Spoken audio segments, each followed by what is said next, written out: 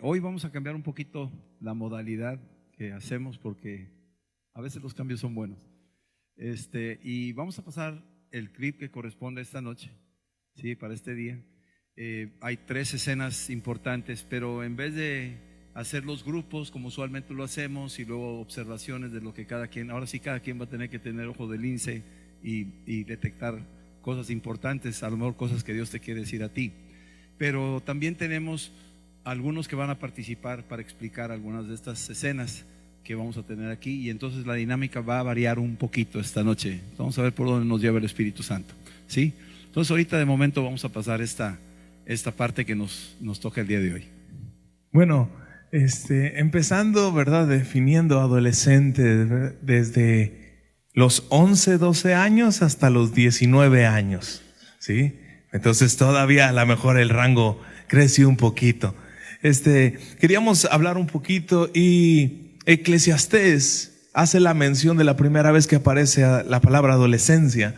¿Y quiénes son los adolescentes? Eclesiastés capítulo 11 versículo 9 dice: alégrate, joven, en tu juventud, y tome placer tu corazón en los días de tu adolescencia. Y luego dice: y anda en los caminos de tu corazón y en la vista de tus ojos, pero sabe que sobre todas las cosas te juzgará Dios. Quita pues de tu corazón el enojo y aparta de tu carne el mal, porque la adolescencia y la juventud son vanidad. Esto le estaba diciendo, ¿verdad?, hacia el adolescente, hablándole al adolescente, y le decía: sabes, estos tiempos de juventud son días cortos, y en estos tiempos a lo mejor quieres andar en lo que dice aquí, anda en los caminos de tu corazón. ¿Cuántos de nosotros sabemos que el corazón es engañoso? Veíamos a la chica, ¿verdad?, que se estaba guiando por el corazón. Pero dices, ¿por qué le dice el Señor, o por qué le dice Salomón, anda en los caminos de tu corazón? Y luego dice, y en la vista de tus ojos. Es como que, bueno, nos dejamos llevar por el chico, en este caso la chica, o nos dejamos llevar por la chica.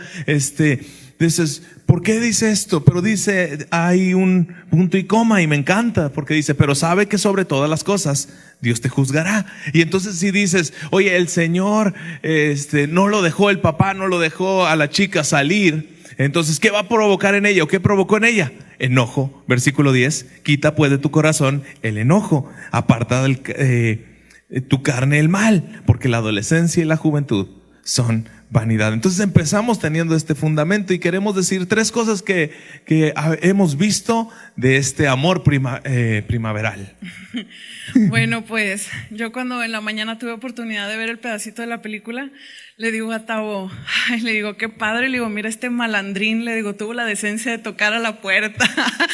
Y la verdad es que los malandrines no tocan a la puerta. Digo, sí puede pasar, pero la realidad es que los chicos con esas intenciones, por decir malandrín, llegan de una fiesta, llegan de la escuela, llegan por cualquier lado, y muchas veces los papás no se dan cuenta por dónde llegan. Y otra observación que vi, dije, bueno, se ve que evidentemente el papá, o sea, tiene súper claro lo que quiere, tiene súper claro, y afortunadamente el malandrín llegó cuando el papá estaba ahí. Pero ¿qué pasa cuando el malandrín llega, o la chica que tenta al chico llega, y no están los papás presentes? Y de esos puntos queremos hablar ahorita, de la importancia de eso. Y luego entran a la casa, y los papás le dicen a la chica, no, esto, lo otro, no es irrespetuoso, no sé qué. Y la chica se resigna, y le digo a Tavo, qué rápido se resignó. Y los papás de los adolescentes saben de qué estoy hablando, ¿verdad? Ella, sí, bueno, me voy a cenar. En un caso real, o un poco más real, digo, sería como eso hubiera despertado probablemente una discusión. Y por eso el primer punto que vamos a hablar se llama ponte en sus zapatos. Porque a veces como adulto, incluso digo que yo no tengo mucho tiempo que pasé de la adolescencia, pero se nos olvida lo que es estar en esa edad. Se nos olvida que es un tiempo de cambios neurológicos, hormonales, sociales, espirituales, todo en el mismo momento. Y que en la edad de la adolescencia, cuando llega ese amor, cuando llega ese amigo, eso que ellos esperan, hay una lucha ahí entre el razonamiento y las emociones. Aunque ya están grandes y ya razonan y ya reflexionan, y a veces saben lo que está bien y lo que está mal, pero a veces las cosas no han caído acá todavía. Entonces vemos que en ese tiempo, en una parte son niños, En una parte todavía quieren ser niños en la adolescencia. ¿Por qué? Porque quieren estar bajo el cuidado de los papás, bajo el dinero de los papás, bajo toda lo que es la cobertura de los padres, ¿verdad? Pero en otro momento quieren la independencia. O sea, así como en un día así, sí, papá, yo soy tu hijo, a ver, ahora sí vámonos a Disney, pero en otro momento es, hoy me quiero ir a la fiesta y quiero que te alejes. Entonces, estamos viendo todos estos cambios, toda esta dependencia, independencia, esa bondad que hay en un niño, y de repente empieza la rebeldía, empieza cierto punto de maldad, empieza la razón y las emociones. A lo mejor saben lo que deben de hacer, pero las emociones empiezan a florecer en estos momentos. Todo esto está pasando, una realidad íntegra, pero ahora su vida diaria también se rige por lo social. También están viendo todo esto. Y la familia, pero ahora empieza a tomar gran importancia también los amigos. Entonces, el adolescente está pasando por todo esto, y el papá, ¿cómo lo aborda? Poniéndote en sus zapatos. Y también a mí me encanta poner un ejemplo. Cuando los niños son preescolares o están chiquitos, en los salones de escuela podemos ver que la típica pelea entre los niños es: mi mamá es la más bonita, no, mi papá es el más fuerte. Y hay ahí una admiración, un querer. Y entonces esos niños van creciendo y van pasando los años, y parece que se les van cayendo esas vendas y empiezan a ver todos los errores de los papás, les empiezan a ver todo lo que era así, ¿qué le pasó a ese chiquito tierno? Está ahí transformando. Y entonces estos puntos de hoy es para ponernos en sus zapatos y ver todos estos cambios, y también entender por qué esa pelea. Sí, entonces ese es el punto número 1. Entonces, si vamos a abordar un tema con los chicos, yo veía al papá que hasta cierto punto se puso en los zapatos de la hija, porque ¿qué hizo? Bueno, ¿quieres conocerla? Vente, te invito a la familia el domingo. Entonces, está viendo cómo se pone en los zapatos, cómo estás pensando, pero ya estoy cuidando, tengo una cierta protección. El número 2, ¿cómo lo abordamos? Uno es ponerte en los zapatos. Número 2 es con amor, más conexión igual a comunicación. ¿Quieres? La comunicación, el amor y la conexión para nosotros es como súper importante. Papás, es súper importante que tengan ustedes y que nunca pierdan esa conexión y esa comunicación con los adolescentes. Ahora, ¿a qué nos referimos con esto? Que muchas veces los papás asumimos, ya me cuento, los papás asumimos que por el hecho de llevar a la escuela al hijo, de darle de comer, de comprarle todas las cosas que necesita, asumimos que ya con eso el chico ya sabe que lo quiero, pero no necesariamente podemos asumir que el adolescente sabe que usted le ama. O sea, suena así como, pero ¿cómo? Si yo me desvivo y hago esto y hago el otro. ¿Por qué? Porque el amor se verbaliza. El amor se demuestra con contacto físico, con abrazos, a veces de chiquititos, papá, ay, espérame, estoy platicando. Entonces, si cuando tenía 3, 4 años, espérame, estoy platicando, ahorita te abrazo o algo así, no le pidamos al adolescente que le demos un abrazo en frente de los amigos, porque ya no va a querer, porque no se construyó esa conexión desde chiquitos. Entonces, ¿a qué nos referimos también con esto? Conexión, amor, comunicación. Porque dices, bueno, yo sí hablo con mi hijo, pero ¿cómo es?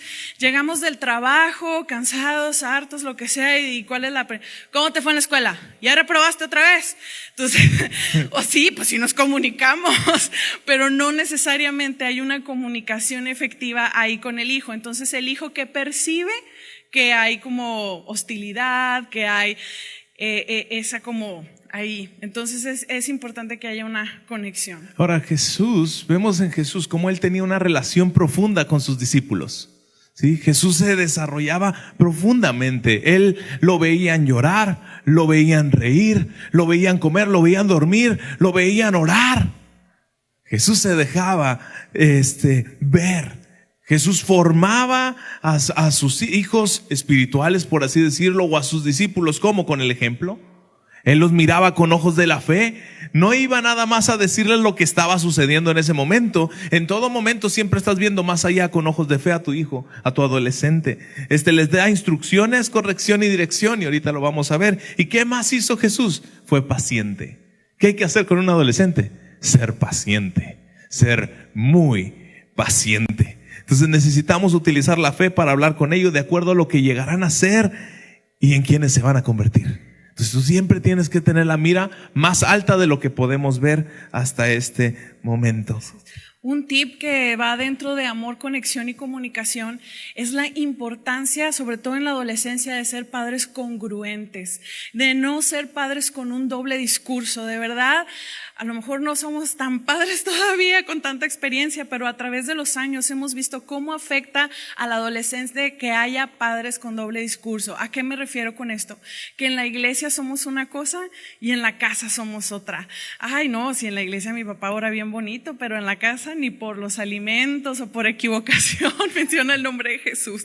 O de pronto cosas así que hay un doble discurso. Ay, sí, y eso daña mucho la fe de los adolescentes. O acá, ay, sí, hermano, ¿cómo está? Y en la casa taquitos al pastor, ¿verdad?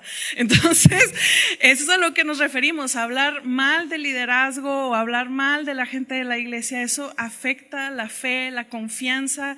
Entonces, es bien importante ser congruente como padres de familia con lo que decimos y con lo que hacemos, que en verdad lo que ellos oyen de nosotros, ellos aprenden más por el ejemplo que con lo que decimos muchas veces. Ahora ellos huelen la hipocresía. Aquí ellos la detectan a distancia, se dan cuenta quién es hipócrita, quién nomás está metiendo ciertas caras. Y entonces si estamos batallando con esa congruencia, podemos pedir ayuda, podemos aceptar que necesitamos ayuda al pastor, al consejo, a alguien maduro en la fe. ¿Cómo le hago con mi hijo? ¿Cómo le hago en estas áreas de la vida? ¿Por qué? Porque para un adolescente tenemos otro tip que hemos visto, es que tenemos que saber dar y pedir perdón. Dar y pedir perdón. No somos perfectos, pero imagínate cuando te equivocas, si tratas de corregir tu error, diciendo no me equivoqué, es que quería ir realmente a este lugar. El adolescente se da cuenta de eso. Entonces tenemos que aceptar y reconocer que a veces nos equivocamos y perdóname por esto. Y al pasar el tiempo, el adolescente se le va a olvidar el suceso porque tú le pediste perdón. Pero si no le pides perdón, lo va a tener muy presente por varios años. Así va a decir, mi papá se equivocó y en lugar de decir perdón o lo que sea, se salió por la tangente y no olvidan. Pero cuando existe el perdón, la gracia y la misericordia, en verdad el Señor ahí sigue fortaleciendo las relaciones. Entonces, número 1, ponernos en los zapatos de tu hijo, del adolescente. Número 2, amor, conexión igual a comunicación, una comunicación fuerte. Y número 3 es que necesitamos poner límites claros y a tiempo. Límites claros y a tiempo. Segunda de Timoteo 2:22 dice: huye también de las pasiones juveniles y sigue la justicia, la fe, el amor, la paz, con todos los de corazón limpio que invocan al Señor. Entonces dice: huye de las pasiones juveniles. Y entonces tenemos que poner límites claros. Los adolescentes, aunque pareciera que lo único que quieren es independencia y hacerse y salirse con la suya y etcétera, necesitan límites claros. ¿Y a qué nos referimos con eso? Me encantó en la escena también cuando el papá le empieza a decir, mira, le dice al muchacho, nosotros esperamos esto, mi hija necesita un propósito, ella no está madura. O sea, el papá súper claro con lo que quería, con lo que esperaba de su hija, con lo que esperaba del joven que iba a estar con su hija. Y una vez adentro, ellos le dicen a la hija, mira, esto, el otro. Muy seguramente, digo yo, me reí y dije, un adolescente hubiera explotado, pero muy seguramente también la chica reaccionó no tan mal porque es una chica con la que tienen comunicación, con la que se ha hablado anteriormente. Entonces, ¿a qué me refiero? Que cuando toca con límites claros y a tiempo, es que cuando llegue el malandrín a la puerta, ella ya va a saber de antemano, o él ya va a saber de antemano, por qué esa persona no es la persona que Dios tiene para ellos. No, ya llegó el malandrín, ya la enamoró, ya lo enamoró, ya andan haciendo quién sabe qué cosa. Y ahora sí, tú dije, no, tú no puedes tener novia y no sé qué. Pero pues, ¿cuándo les advertimos? ¿Cuándo les dijimos? ¿Cuándo platicamos? Y ya nada más sobre el regaño. Entonces tenemos que discipular y disciplinar. Sí, tenemos que ser conscientes y no perder el tiempo y no ser blandos en los temas. Ahora, ¿qué límites? Bueno, ¿qué dice? ¿Qué espera Dios de los solteros? Es un límite. ¿Qué espera Dios? Decíamos, bueno, a ver, Giselle Tabo, pero ¿qué límites, no? Entonces, obviamente todos estos límites son a través de la palabra. El fundamento es la palabra. O sea, es papá, ¿por qué? Porque soy tu padre.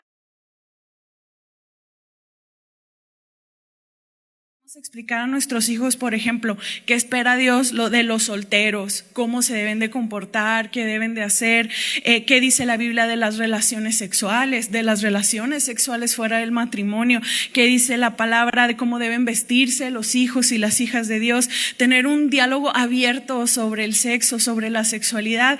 De verdad que aquí en Amistad hay muchos recursos, no es que nos encante el eventitis agudo, pero hay muchos recursos que los pastores y que el equipo pone a su disposición para saber cómo hablar de sexualidad, qué decir, en qué momento, a qué edad. Ya me metí el comercial y Sergio también ha dado su serie. Entonces, ¿qué es el noviazgo? ¿Qué esperan un hombre, una mujer de Dios?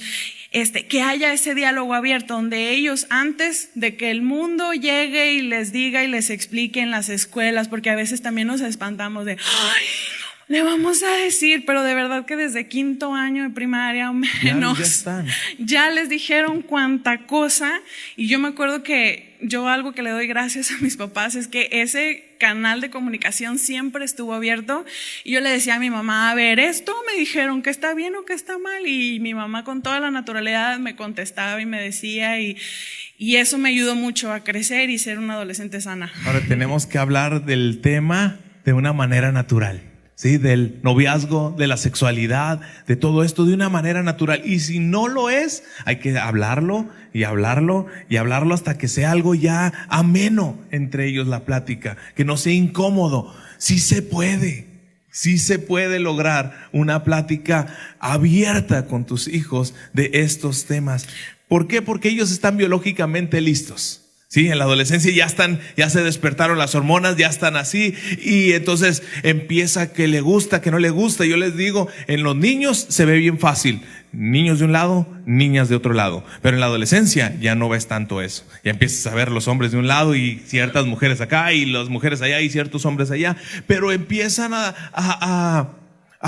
esas hormonas empiezan a florecer y empieza todo eso, y entonces llegan con el papá y le dicen, papá, me gusta esta chica, y el papá se empieza a asustar. ¿Cómo es posible que te guste mi niño? Y que no sé qué. Tenemos que abordar el tema, es natural en los adolescentes, pero no es el tiempo. Algo que estamos de acuerdo, tanto mi esposa y yo, y lo hemos visto con el pastor, es que no al noviazgo adolescente. Pero aquí, ¿qué salió el chico? No, pero es que yo no la voy a invitar a salir, yo nomás quiero ir a comer con ella, a cenar. Amigobios tampoco. ¿Sí? Ni quedantes, ni somos los mejores amigos, tampoco creemos esas cosas. O sea, hay amigos y hay amigos, y la edad de adolescentes es para que tengas amigos, muchos. ¿Y dónde? En la iglesia. Por eso Timoteo dice, ¿dónde vamos a invocar? Con los de limpio corazón que invocan al Señor, en la iglesia. Aquí es donde deben de estar, con tener las amistades en la iglesia, con los jóvenes de aquí, en lugar de que busquen por fuera. Porque si no les damos las experiencias en la iglesia o en el Señor, las van a buscar por fuera. En el punto de poner límites, puse, ¿por qué es importante los límites? Porque están biológicamente listos, que era lo que comentaba mi esposo. Los de su edad, muy probablemente, si no es que ya son sexualmente activos. La cultura lo respalda, y para la cultura es algo que está bien. No le dan valor a la virginidad o a la abstinencia, y son vulnerables en esta área. ¿Por qué? Por lo que mencionamos al principio, la razón versus emociones. Está ahí luchando a la orden del día. Ahora yo quería leer Efesios 6 del 1 al 4, y dice, es una traducción viviente, dice: hijos, obedezcan a sus padres porque ustedes pertenecen al Señor, pues esto es lo correcto. Honra a tu padre y a tu madre. Ese es el primer mandamiento que contiene una promesa. Si honras a tu padre y a tu madre, te irá bien y tendrás larga vida. Y el 4 es de donde quiero platicar. Dice: padres, no hagan enojar a sus hijos por la forma en que los tratan. Más bien críenlos con la disciplina e instrucción que proviene del Señor. Críenlos. La palabra criar significa nutrir.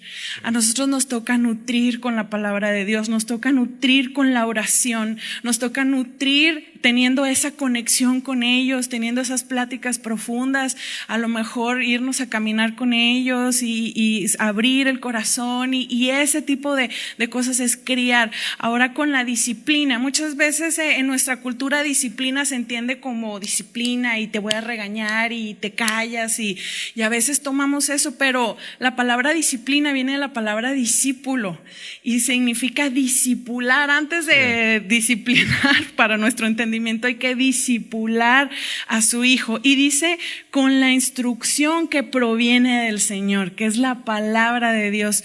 Entonces hay que nutrir, hay que ser, yo dentro de lo de disciplinar diría, no pierda el temperamento. Eso es bien importante. No pierda el temperamento al regañar. Yo sé que a veces los adolescentes pueden tener una gracia para hacer enojar a sus papás, pero no pierda el temperamento de que porque en ese momento la adrenalina se sube y uno puede decir cosas que después se puede arrepentir.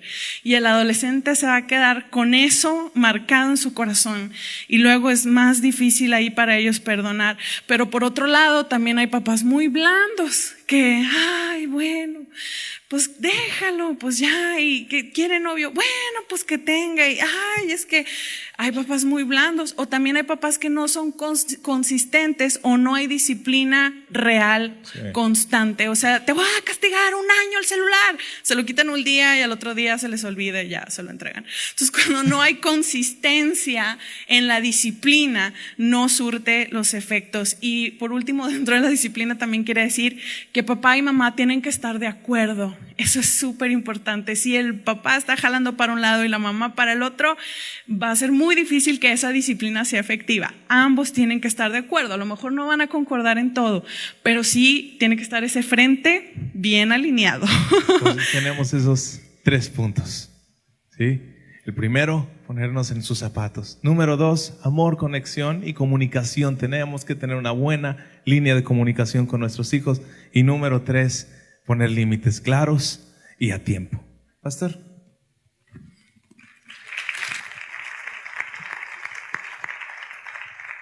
Ok, bueno, pues muchas gracias.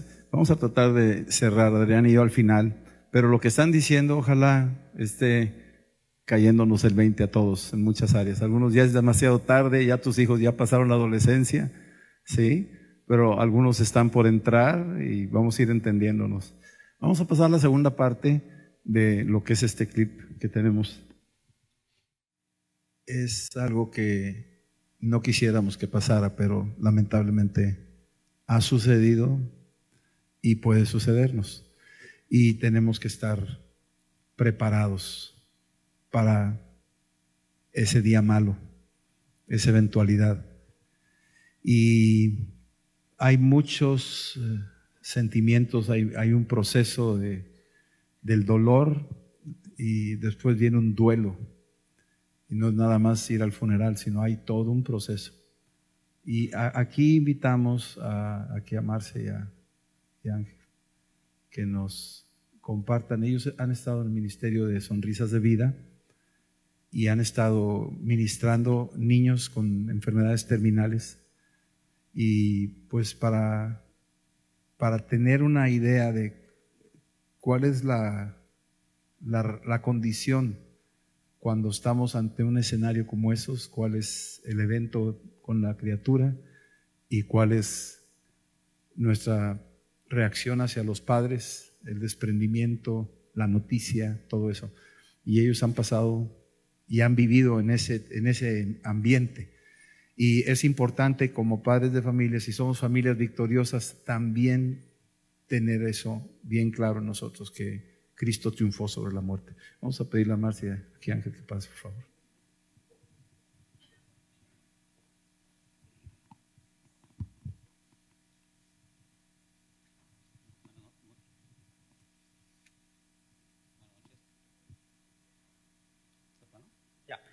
Buenas noches. Perdón. Bueno, como dijo el pastor, la verdad, pues este tema no es nada sencillo y no hay, la verdad, una forma de un proceso, porque hay personas en el aspecto, en los hospitales, que creen en Cristo, creen en Dios, pero hay gente que no. Y eso es lo más difícil. Eso es lo más difícil porque nos han dicho, no queremos saber nada. Y pues en esos aspectos es complicado ver la manera de cómo hablarles de Dios, porque ellos están muy renuentes. y hay personas que aún teniendo a Dios también como quiera el dolor lo ven aquí, ¿verdad? No nos ha tocado ver como la película que hablen con los hijos y que el hijo se enoje, pero sabemos que todo lo que puede suceder atrás de bambalinas, como podríamos decir, y sí es difícil, Marcelo ahorita lo va a platicar poquito y también ahorita rezo. Hola, buenas noches. Pues sí, es todo un proceso. La primera parte es la negación. La gente niega lo que le está sucediendo. Luego se enojan mucho y, como vimos en la película, se culpan unos a otros. Entonces nosotros, cuando llegamos a un hospital y nos presentan a la familia del niño y no sabemos cuál va a ser el desenlace, porque a veces Dios puede hacer el milagro y a veces, como dice la Biblia, hay tiempo para todo, hay tiempo para nacer, hay tiempo para morir, y es el tiempo del niño. Y después de que se enojan, viene la aceptación y viene, como vimos en la película, que todos los que dijeron que te iban a ayudar y que iban a estar ahí se van yendo y te quedas solo tú con tus recuerdos, preguntándote, como en este caso, si yo hubiera culpándote, si yo hubiera detectado a tiempo que le dolía la cabeza, a lo mejor mi hijo estaría vivo. A lo mejor si le hubiera hecho caso a mi pareja, mi hijo estaría vivo. Hay gente que se pelea, que se divorcia después de que pierden a un hijo.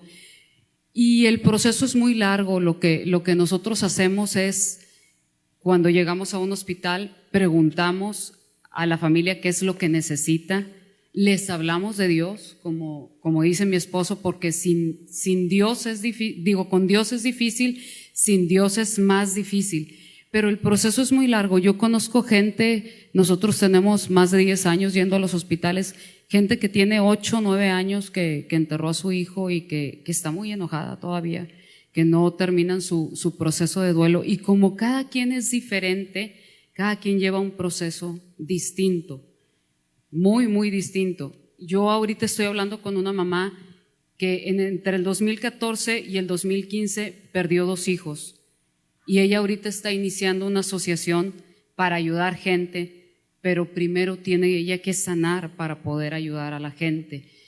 Y pues yo le pedí a Dios una palabra cuando el pastor nos hizo favor de invitarnos a compartir, y me dio 2 Corintios 1, 3, 4, y dice: bendito sea el Dios y Padre de nuestro Señor Jesucristo, Padre de misericordias y Dios de toda consolación, quien nos consuela en todas nuestras tribulaciones, para que también nosotros podamos consolar a los que están sufriendo por medio de la consolación con que nosotros somos consolados por Dios. Entonces, para nosotros poder consolar, primero también tuvimos que haber tenido un proceso. Tal vez cuando llegamos a la iglesia veníamos lastimados, veníamos heridos de algo, y Dios nos sanó. Con ellos es igual, Dios los va a sanar.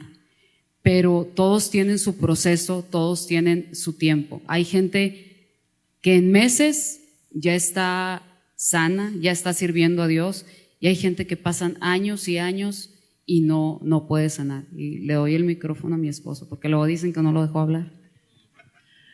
No, bueno, retomando un poquito que es algo difícil, sí nos ha tocado muchas situaciones en el que verdaderamente hemos visto milagros impresionantes, y desafortunadamente, por más que estamos ahí con ellos y les hablamos, les damos palabra, los invitamos, desafortunadamente no lo ven cuando es el hijo sano, y después se olvidan, y a veces nos topamos y le decimos: ¿qué pasó?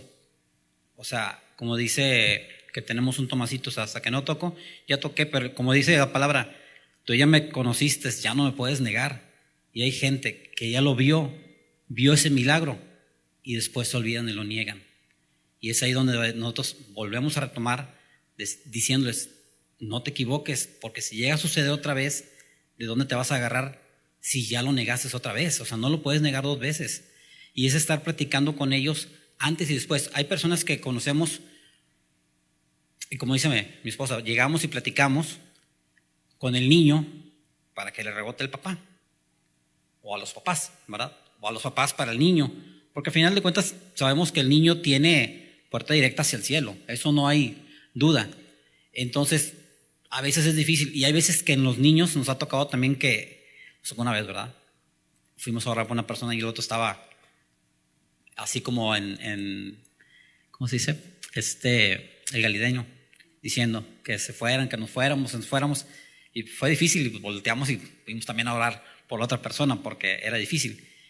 Y bueno, y a veces decimos, bueno, estamos en esto, y en el caso de nosotros, bueno, mi esposa hace años que su papá no está, pues dices, bueno, pues como tú no estás en nuestros zapatos, pues es fácil decir que Dios y que te salva.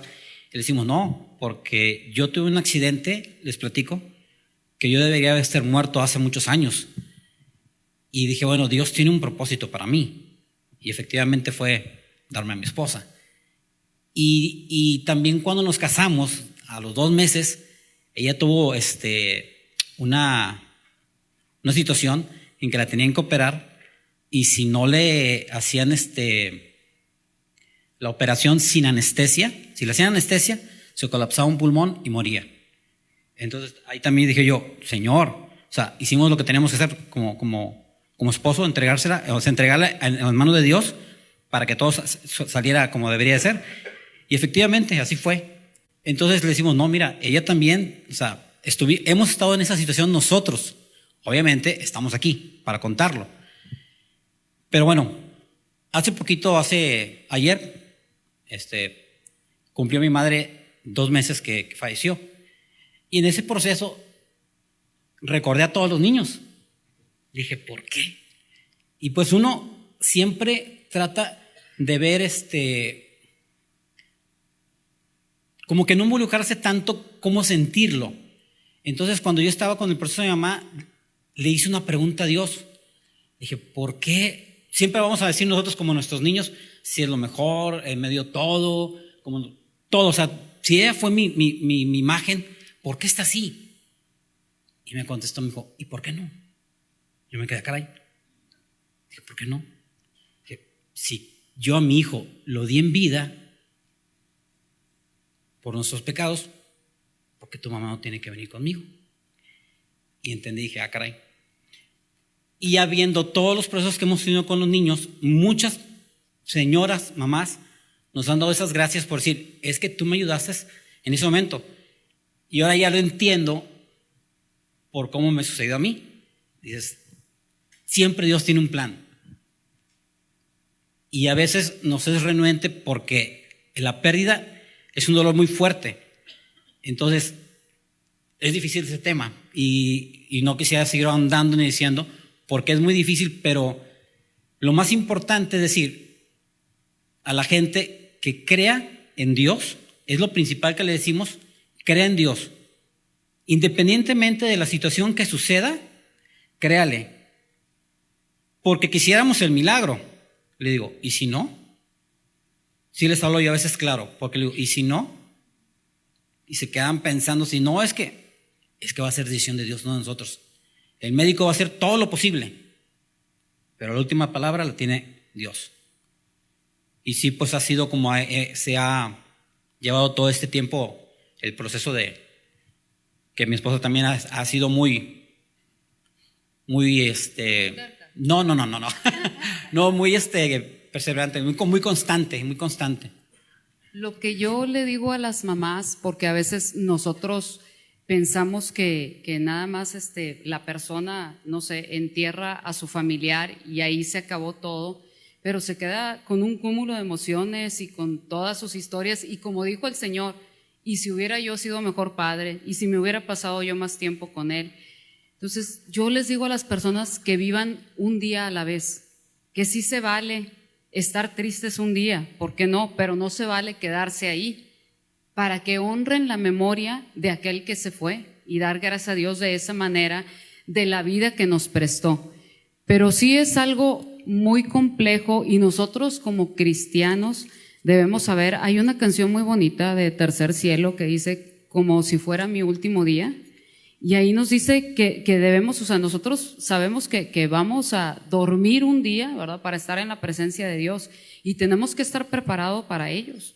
Entonces hay que afianzarnos nosotros, estamos hablando aquí en la iglesia como cristianos en la palabra de Dios, porque aunque tengamos a Dios, nosotros como seres humanos, siempre la ausencia física nos duele muchísimo. Entonces hay que estar preparados por si llega a suceder, bueno, va a llegar a suceder algún día, bien afianzados de la mano de Dios. Y sí es algo que te desgasta física, emocionalmente, que a veces dices, híjole, ¿quién soy yo para ir a dar este tipo de consuelo? Pero pues si Dios nos llama hay que ir a hacer eso y pues el proceso, como les digo, es de cada quien. Yo ayer, antier, que me escribió el pastor y que me pidió hablar de esto, la verdad, no hay unos pasos específicos para esto. O sea, no pudiera yo escribir un manual y decir, se tiene que hacer de esta manera, de esta, porque cada persona es muy, muy distinta. Y pareciera a veces que ya lo superaron, y puedes volver a caer en una tristeza, en una depresión y te vuelves a levantar. Pero... Y también otra parte, a veces mucha gente dice, oye, ¿cómo le hacen ustedes? Porque yo no podría. Y le dije, no, espérame, yo creo que todos podemos. Si nos agarramos de la mano de Dios, todos podemos ir a hablar con esas personas. Porque mi esposa y yo, o sea, yo no hacía esto. Yo ya lo conocí porque se vestía de payasito, iba a hacer esto y me agradó, me casé y fui con ella. Pero yo no dije, yo ya aprendí, yo ya sí voy, hago y deshago. No. O sea, yo no tuve preparación. O sea, la preparación es que Dios me agarró, me dijo, ¿sabes qué? Te quiero aquí y lo vas a hacer, porque lo vas a hacer con ella. Entonces, no hay límites en que te diga, no, es que yo no soy preparado, es que yo no he hecho esto. Dios siempre, si te va a querer agarrar para algo, te va a agarrar de la mano y te dice, aquí te voy a poner y lo vas a hacer. Dices, pues ahora sí lo tengo que hacer. De modo que no. O sea, eso es algo que Dios te puso a hacer, lo tienes que hacer. Buenas noches. Y lo único, bueno, me voy a pasar tantito. Nada más lo que yo les puedo decir es que todos los días le digan a la gente con la que están que la aman, que bendigan a sus hijos, que oren por ellos, porque así como en la película, nunca sabemos cuándo Dios nos va a llamar a cuenta. Entonces, disfruten mucho, ámense, no se duerman enojados, pídanse perdón. Y ya, nada más. Perdón, se me olvidó otra cosa. Importante que también, como ahorita que en la otra plática, yo siempre le digo a los papás cuando están con los niños, usted tiene que estar en esta situación para hablarle de Dios, o el niño tiene que estar en esa situación para que usted conozca a Dios. Entonces no es fácil. Entonces, desde ese momento que a uno le dice es, ¿cree en Dios? Sí. ¿Pero lo cree de veras o solamente porque quiere que su hijo se salve? Y el niño, y hemos visto a los niños, voy a decir, sin brazos. Uno que a mí me impactó, ese niño, primero fue un brazo y luego el otro, y lo único que hacía el último era cantar, ya no tenía voz, y adoraba a Dios. Decía uno, ¿cómo él, que está casi en el lecho, y sin brazos, y ya casi sin voz, alababa a Dios? Y el papá, a él le gustaba mucho mi personaje, le regalé las rastas, porque dice que las andaban buscando por todo Monterrey, no las encontraron. Le dije, no, pues aquí están. El niño se quedó impresionado, el papá dice, no sabes lo que acabas de hacer, o sea, le acabas de hacer el día al niño porque siempre las quiso. Y bueno, algo que a mí me dio mucho gusto fue que cuando lo enterraron, le pusieron las rastas arriba. Entonces, eso es lo que dices, no puedo zafarme de esto, entonces, no podemos zafarnos. Tenemos que seguir haciendo lo que Dios nos puso a hacer. Gracias. Bueno, el Señor nos dio el ministerio de la reconciliación, ¿verdad? Y la primera parte que expusieron Tavo y Hazel es una defensa por mantener la unidad. El papá está cuidando lo suyo. Ahí el Salmo 127 dice que atenderá a sus enemigos a la puerta. Esa escritura es perfecta para lo que vimos de un papá que salió al encuentro de un extraño que quería intervenir, ¿sí? Más si osare un extraño enemigo, ¿verdad? Entonces se mete ahí y sale al encuentro el papá y frena la influencia que pudiera desviar su labor de estar formando a su hija. Y pone quieto. Y muy sabiamente aparta a la hija. Y dice, ¿sabes qué? Entra por favor, y atiende directamente al joven, lo enfrenta. El joven quiere seducirla, mira mi carro, aquí estoy yo. O sea, trata de ponerle todo y lamentablemente, pero la adolescencia es inocente todavía, es ignorante, no sabe los peligros, no mide.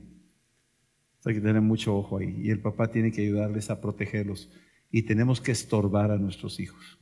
Elí no estorbó a sus hijos, pero hay que entender, es una función nuestra de estar a la puerta y protegerlos. Es la primera, es una de las cosas que vemos ahí, puedes leerlo en el Salmo 127. La otra es que lo que vemos en una situación así trágica es lo inesperado que nos puede sorprender una mala noticia, lo inesperado.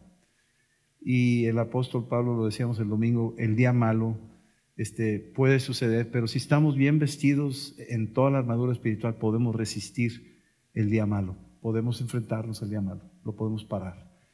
¿Cómo? Pues por medio de toda la herramienta de fe que Dios nos dio. Cuando alguien está en Cristo, podemos ver de alguna manera distinta la muerte. Hay una resignación, pero cuando no estás en Cristo y te sorprende un evento como en el caso de ellos, te puedes dar cuenta que esta familia no estaba del todo sobre la roca. ¿Sí me están entendiendo eso? Tenían amigos cristianos, hablan de la iglesia, una vida religiosa, pero dice que va a venir lluvia, ríos y vientos sobre la casa del creyente también, no nomás del no creyente, pero el que está sobre la roca no se cae, se mantiene y sobrevive. Y muchas veces estas tragedias, lo que podríamos decir, la ventaja de ellas es que nos ayudan a ahondar más con el Señor, a buscar de corazón al Señor. Y como nos dijeron ahorita, pues Ángel y Marce, que cuando esto pasa, el consuelo para esa gente, algunos que se toman del Señor lo van a superar, pero los que no se toman del Señor se pueden rebelar, le echan la culpa a Dios o se echan la culpa entre ellos y se destruyen a sí mismos. Esa es una de las señales más tristes de la pérdida de un hijo. Muchos matrimonios se destruyen cuando un hijo muere, aunque sea por un accidente o por una enfermedad. Finalmente quieren echar la culpa a alguien y en ese proceso se destruyen entre ellos mismos. Es ahí donde nosotros tenemos que entrar. Los que tenemos el Espíritu Santo tenemos al Consolador. ¿Saben eso, verdad? Entonces el nombre del Espíritu Santo es el que consuela. Y no solo te consuela a ti, sino que te usa a ti para consolar a otros. Ahorita decía Adriana, no hay a veces palabras y es mejor el silencio quedarnos callados. Cuando murieron los hijos de Job, cuando Job se enfermó y toda la tragedia económica que le pasó, la esposa lo echó, ahí te das cuenta, o sea, ahí está una señal clara de alguien tiene que echarse la culpa al otro. Y ahí la esposa dijo, mira, muérete. Y maldice a Dios y muérete. Ella estaba en rebelión contra Dios y estaba en rebelión contra él. Ella quería echarle la culpa a alguien. Y ese es el escenario cuando pierdes. Ella perdió ahí, creo que fueron 9 hijos. ¿Sí? Entonces cuando pierdes así tanta gente, tantos seres queridos, tantos bienes, tantas cosas, si no estás en Cristo vas a echar la culpa a alguien. Y ahí ella le echó la culpa a Dios y a él. Maldice a Dios y muérete. Se acabó. Y entonces Job, en ese dolor, llegan los amigos y se sientan con él y dice ahí que por 7 días se quedaron callados, no hablaron.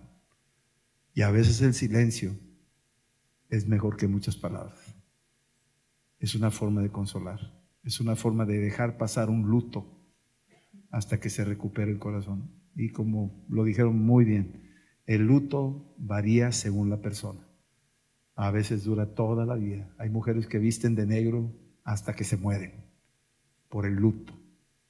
Y hay otras que se recuperan o otros que se recuperan. Hay otros que ya en poco tiempo empiezan a recuperarse. Si seguimos viendo la película vamos a ver el proceso de la restauración, que ese es el tema que sigue para la semana que entra. Pero acuérdense que ustedes tienen, los que hemos recibido a Cristo, al espíritu de consuelo. Lo citó en la Escritura en 1 Corintios. Y el espíritu de consuelo tiene una función de que nuestras palabras son un bálsamo para las personas. Es un proceso. A mí me impactó cuando muere la niña, está el funeral y luego se ven las gentes llegando a la casa con comida, con cosas, van y vienen, y hay mucha gente al principio y de repente va bajando hasta que ya no hay nadie. Y ahí cuando ya no hay nadie, ahí es donde tenemos que estar muy atentos de no soltarlos, sino darles un pequeño seguimiento adicional ya cuando pasó todo. ¿Por qué no oramos esta noche? Y pues gloria a Dios por lo que Dios nos está enseñando. ¿Cuántos están siendo bendecidos con esto? Gloria a Dios. Estamos hablando de temas muy valiosos para todos. Bueno, Señor, esta noche te decimos gracias. Que tu Espíritu Santo has enviado para consolarnos, el Consolador, el que nos anima, el que nos levanta, el que apacigua las tempestades, el que ahuyenta el temor, el que sana heridas y el que nos fortalece y se va la tristeza y la angustia por tu presencia, Señor. Yo te pido que haya un bautismo en tu pueblo hoy, esta noche, los que oyen el mensaje, los que están aquí, de esta unción del Consolador. No solo consolarnos a nosotros, que a veces lo vamos a necesitar, que tú nos consueles, que tú seques nuestras lágrimas, pero que también sirvamos para consolar a otros, Padre, para fortalecer a otros, para defender a otros, por tu Espíritu Santo, Señor. Ven, Espíritu Santo, sobre cada uno de tus hijos, sobre cada uno de los que anhelan y necesitan ese toque tuyo. En el nombre de Jesús, te damos gracias, Padre, porque eres fiel, porque tú no has desamparado a tu pueblo y estarás con nosotros siempre. En el nombre de Jesús. Amén. Bueno, que pasen buenas noches y muchas gracias a los que participaron. Sí, muy amables, han enriquecido mucho este tema. Seguimos la próxima semana. La próxima semana yo quisiera animarlos, vamos a tratar un tema ahí y pues vamos a hacer una dinámica diferente. Nomás vengan, invitan a los que puedan porque va a estar bueno. Sí, bueno, Dios los bendiga.